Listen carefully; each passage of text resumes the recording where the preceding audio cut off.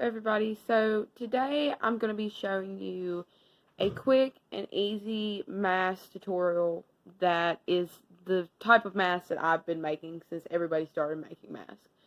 So I found this pattern on a Facebook video originally, and I cannot find that original video. It was like back in March, I think, when I originally found it. So I cannot find that. So I'd love to give credit where credit is due, but I'm unable to do that. So I did find this on Facebook though, and the lady that did the original pattern, she hand sewed, and I'm actually going to use my machine. So this is what your mask will end up looking like when you get done. And this is one that I made. It is a camouflage batik.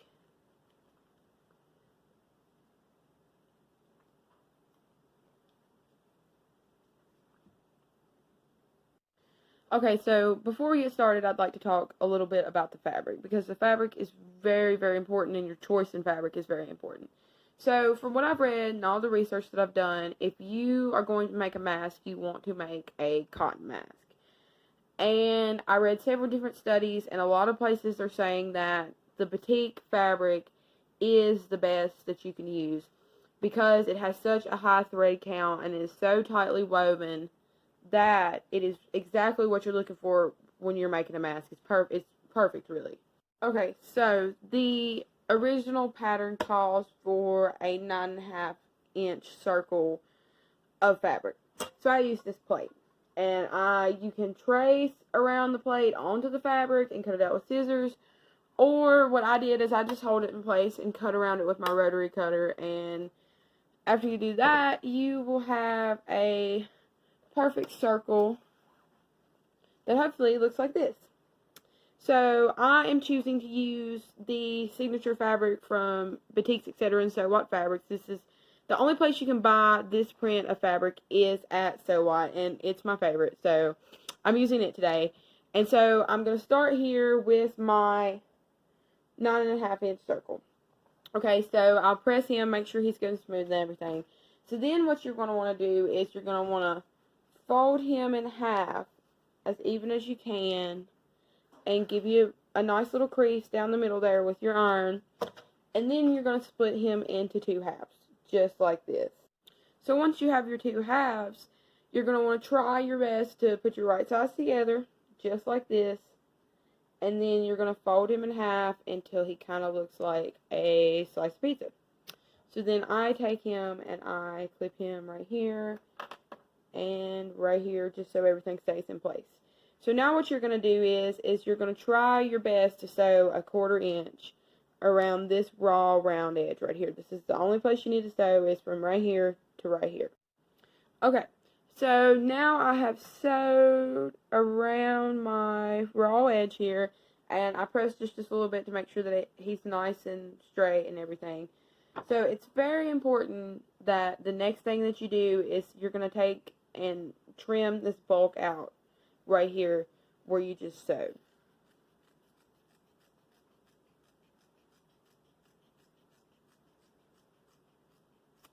Okay, so now you're going to have an edge that's folded and you're going to have an edge that's open. So from your open edge, and just press him, give him a little crease right here, it'll make it easier on you. You're going to take your scissors and you're just going to cut all the way through this right here so that it matches your other side. And then after you do that, you will be able to turn him and it'll look like this. Okay, so next we are going to do what I would call binding the edges. I know that it's not really technically a binding, but I don't know what else to call it. So you can see this one right here, and I take and I put my strips on the side here.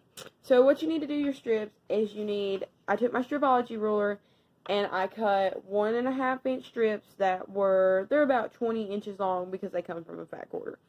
So, and I just used one fat quarter like this you'll have enough for 2 whole masks and the strips to go on the side. So I take my strips and then I fold them and press them in the middle like this, so that they're easier to work with and it just slips right on that edge. So then I cut him down, and what I do is I just half it and then half it again and cut it down into 4 after I pressed it in the middle. And I've already did all the edges except one on this one, so I'm going to use it to show you guys. So you can see I start on my edge right here, and then I go up to roundabouts where the nose piece is. And I always backstitch because you want to make sure that it's going to hold with all the wear and tear that you're going to put on it. So I use, for this part, I use this smaller size clip because it's just easier and it gives you just a little bit more room to work with. So I'm going to take this, and I usually start at the nose part, and I'm just going to clip him right there like that. And then it's very important that you make sure that you get your mask all the way up even with this seam right here, because if not, when you try to sew it, it's going to pull and maybe slip out a little bit, and then you might have to go back and resew it, and that's not what we want. And then I just pin him, or clip him rather, to a few spaces right here. So now what I'm going to do is I'm going to zigzag stitch from this edge right here all the way to the nose piece.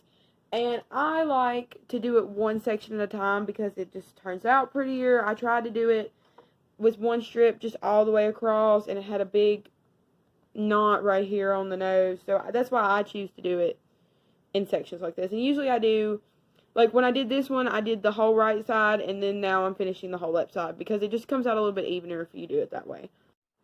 Okay, so now I have stitched my zigzag down this right here, and sometimes it's important that you use your clips and that you go very slow when you're doing this part, because sometimes it'll slip a little bit and you'll miss a little piece on the back, but I just go back and just stitch over wherever you missed and it'll be fine.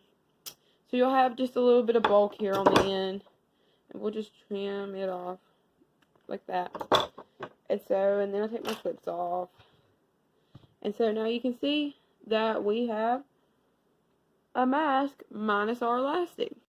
Okay, so this is the tricky part, and this is our last step. So this has been the hardest part for me, is putting the elastic on. And when I measure my elastic, I measure it 7.5 inches. And I do 7.5 instead of just 7 because I like to allow, you can see this little bit extra right here. I like to allow just a little bit extra, just that way it's not too snug and you have a little bit of room to be able to pin the elastic so it stays in place and still be able to sew over it.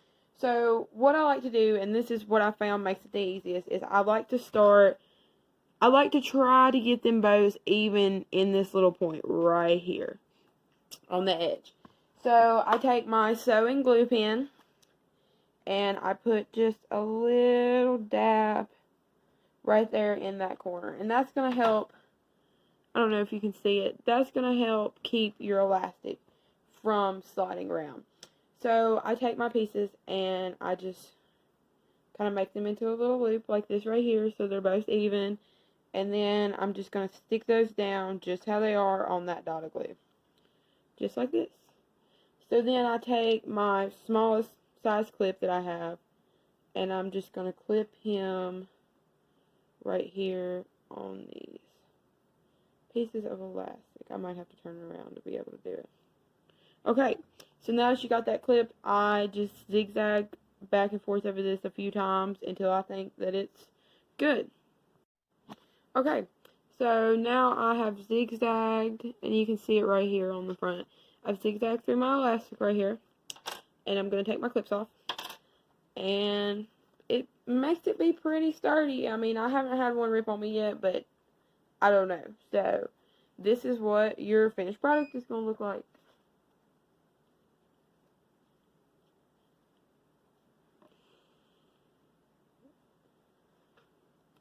And I'm very pleased with how these fit your face, and believe it or not, I find them to be just a little bit more breathable, and if you have glasses, as long as you put your glasses over top of it, just like I did, your glasses shouldn't fog up. So, everything that I used in this video today, and I mean literally everything, I bought at Boutiques Etc. and Sew What Fabrics. And you can get everything you need to make a mask there. You can get your glue pen, you can get your clips, your fabric, and we even have elastic, I believe. So, anything you need for your mask making, look on our website or come in and see us one day. Or if you don't want to come in, then you can look on our website and order. But I hope you guys enjoyed this, and I hope this helps. And if anyone has any questions or anything, feel free to message me. Thanks.